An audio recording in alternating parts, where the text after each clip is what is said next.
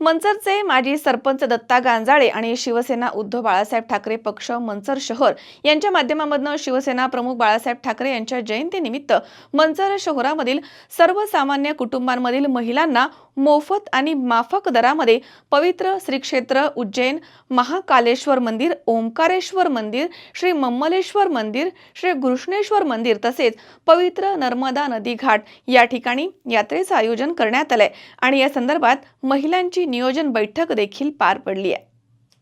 मंचरचे माजी सरपंच दत्ता गांजाळे आणि शिवसेना उद्धव बाळासाहेब ठाकरे पक्ष मंचर शहर यांच्या माध्यमामधून हिंदू हृदय सम्राट वंदनीय शिवसेना प्रमुख बाळासाहेब ठाकरे यांच्या जयंतीनिमित्त मंचर शहरामधील सर्वसामान्य कुटुंबांमधील महिलांना मोफत आणि माफक दरामध्ये पवित्र श्री क्षेत्र उज्जैन महाकालेश्वर मंदिर, ओंकारेश्वर मंदिर, श्री मम्मलेश्वर मंदिर तसेच श्री घृष्णेश्वर मंदिर, पवित्र नर्मदा नदी घाट या ठिकाणी यात्रेचं आयोजन करण्यात आलंय आणि या यात्रेसंदर्भात महिलांची नियोजन बैठक मंचर येथील विघ्नहर मंगल कार्यालय या ठिकाणी 18 फेब्रुवारी रोजी संपन्न झाली आहे।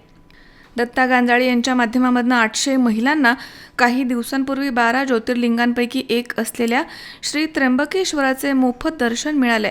मंचरमधील महिलांना 12 ज्योतिर्लिंगाचं दर्शन घडवण्याचा संकल्प दत्ता गांजाळे यांचा आहे आणि त्या माध्यमामधून यात्रेच्या दुसऱ्या टप्प्यामध्ये श्री क्षेत्र उज्जैन, ओंकारेश्वर मंदिर, मम्मलेश्वर मंदिर, श्री घृष्णेश्वर मंदिर आणि पवित्र नर्मदा नदी घाट या ठिकाणी 22 फेब्रुवारी रोजी सकाळी 10 वाजता 800 महिलांची भक्ती यात्रा रवाना होणार आहे आणि या यात्रेसाठी सर्व महिलांनी आपापल्याबरोबर कपडे, गोळ्या, औषधं तसेच दर्शनाच्या ठिकाणी घेवायची काळजी, यात्रेचं नियोजन कसं करायचं, महिलांनी काय काळजी घ्यायची या संदर्भात विविध सूचना यावेळी सरपंच दत्ता गांजाळे यांनी महिलांना दिल्या आहेत।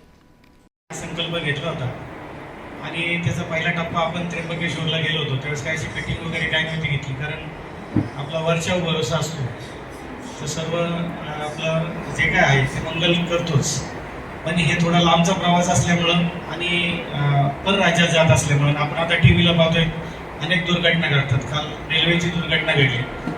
असं आपल्याबरोबर काही होऊ नये, होणार तर नाहीच, पण आपणही काही गोष्टीला आपल्याला पण माहिती पाहिजे ना आपण कुठं चाललोय आणि आपलं या यात्रेत काय काय आहे असं। यासाठी आपण हे आवाज येतो ना मागं, यासाठी आपण एक राहायची मीटिंग आयोजित केली होती। तरी बऱ्यापैकी महिला आल्यात। मला वाटलं आम्ही राजकारणीच उशिरा येतो, पण तुम्ही महिला पण उशिरा येतात हे आज समजलंय आम्हाला।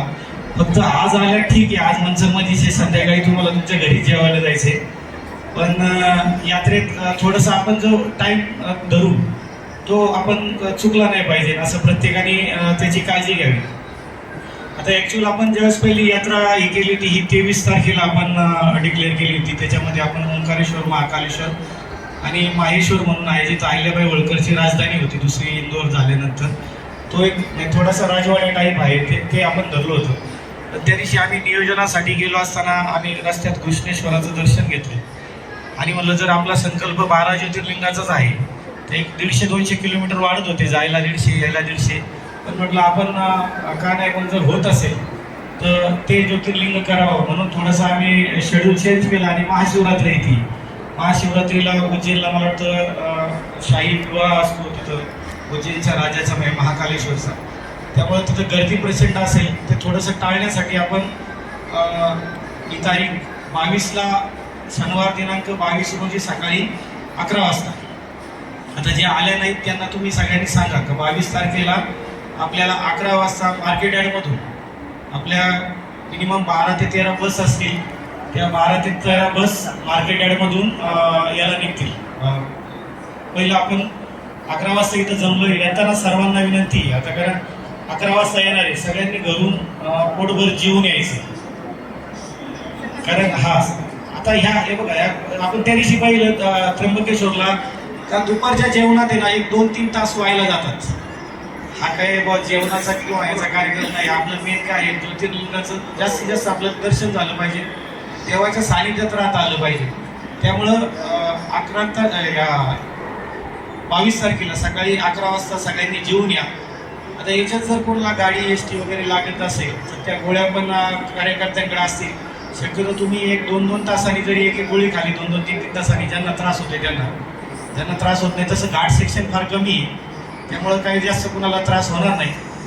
त्यामुळं 22 तारखेला सकाळी 11 वाजता सगळ्यांनी जेवून यायचं. इथपर्यंत ठीक आहे ना? हां, आता 22 तारखेला येताना आपण सगळ्यांनी अनेक ठिकाणी ट्रिपा केल्या. ही काही वैष्णोदेवीसारखी काही उंचावर वगैरे ट्रिप नाही, त्यामुळं काही त्या काय घ्यायचं काय नाही. शक्यतो आपण 22ला जाणार आहोत. हे 22चा ड्रेस तर अंगावर असणार आहे. 23ला एक ड्रेस लागेल आणि 24ला एक ड्रेस लागेल. 25ला पहाटे आपण इथं शक्यतो सकाळी 6-7 वाजेपर्यंत आपण इथं असू. त्यामुळं मिनिमम 3 किंवा एखादा एक्स्ट्रा घेतला तरी चालेल. असे 3 किंवा 4 ड्रेस घ्या. तुमच्या ज्या कुणाच्या डायबिटीस मधुमेहाच्या गोळ्या बिळ्या आहेत त्याबरोबर घ्या. इतर गोळ्या तर आमच्याबरोबर असतीलच. काय ॲसिडिटी झाली काय झाली अशा गोळ्या तुम्हाला कार्यकर्त्यांकडून भेटतील. पण ज्या तुमच्या रेग्युलर गोळ्या आहेत त्या तुम्ही ज्याच्या त्यांनी हे घ्या. मला फिट वगैरे येत नाही ना, नाही येत असेल या, आम्ही काही म्हणणार नाही येऊ नका, पण त्या गोळ्या बरोबर घ्या.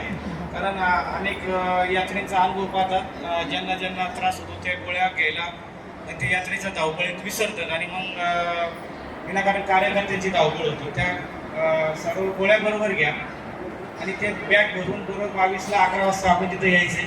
साधारण 11ला जर आपण इथं निघालो तर 4 किंवा 5 तासात आपण कृष्णेश्वरवर बसू. कृष्णेश्वर हे 12 ज्योतिर्लिंगातलं 12वं ज्योतिर्लिंग आहे. तुम्ही आता काही जण गेले असतील आणि त्या ज्योतिर्लिंगाला आपल्याला स्पर्श करता येतो.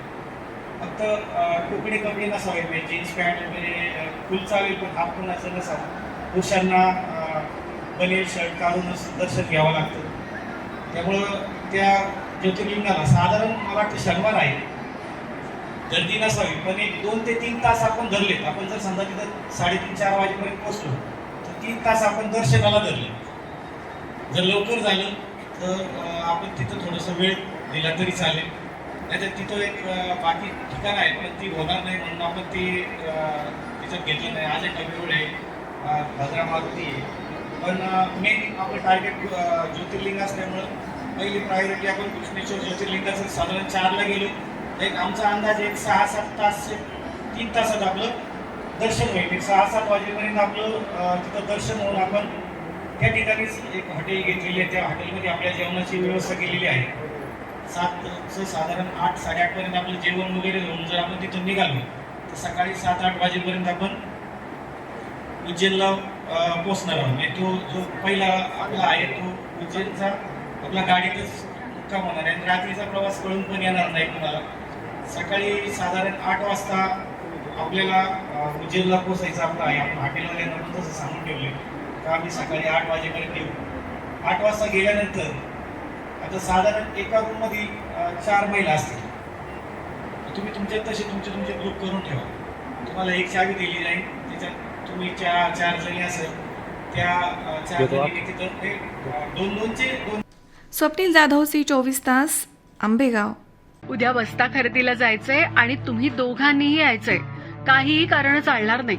आपल्या बातचीचं लग्न आहे, आपण येणार नसता. हो भेटू आपण. बघितलंस सगळ्यांना किती आनंद झालाय तुझ्या लग्नाचा ऐकून. हो ग, पण मला एक सांग, उद्या आपण बस्ता खरेदीला कुठे चाललोय हे तर तू कुणालाच नाही सांगितलंस. सांगायची गरजच काय, पिढ्यानपिढ्यांची परंपरा आहे ही. लहानांपासून थोरांपर्यंत सगळ्यांना ठाऊक आहे, बस्ता खरेदी म्हणजे कोहिनूर.